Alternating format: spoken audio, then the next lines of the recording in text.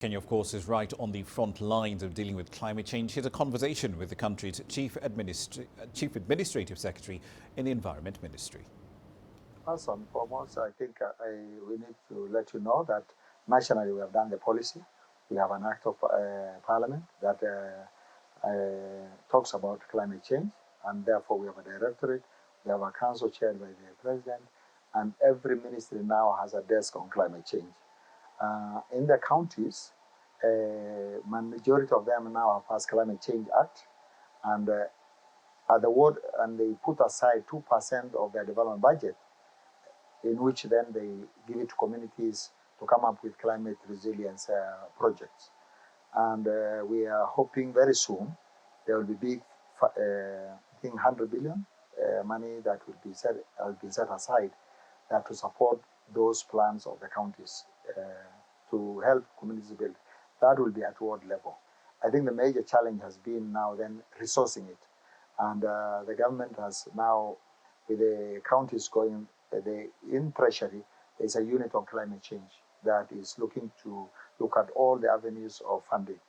And therefore, hopefully, very soon it will go up. How is the government promoting the use of energy-saving technologies in rural Kenya? We have Karibe, which is promoting all sorts of technologies. We've had the whole of civil society working on that. But Ministry of Energy has been experimenting a whole range of technologies in which they want people to adapt.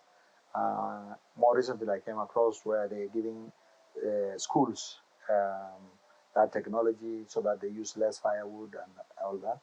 Now you remember the GCOs that are energy saving.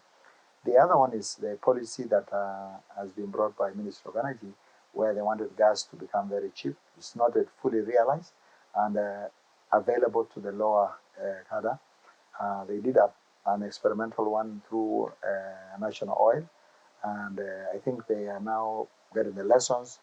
So hopefully more people will move to a cheaper gas at the household level than firewood.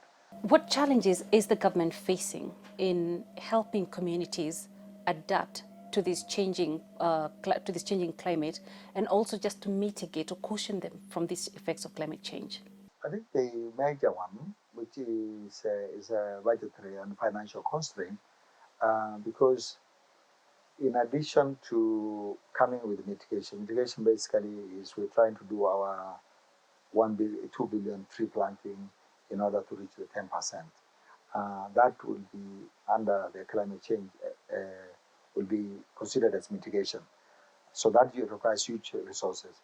Yet at the same time, we're supposed to adapt to it. We're supposed to finance the droughts, the floods, and all the bridges that are washed.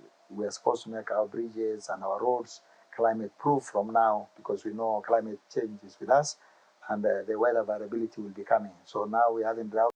I think it will be changed by the floods. And when that happens, then we lose quite a bit of our infrastructure.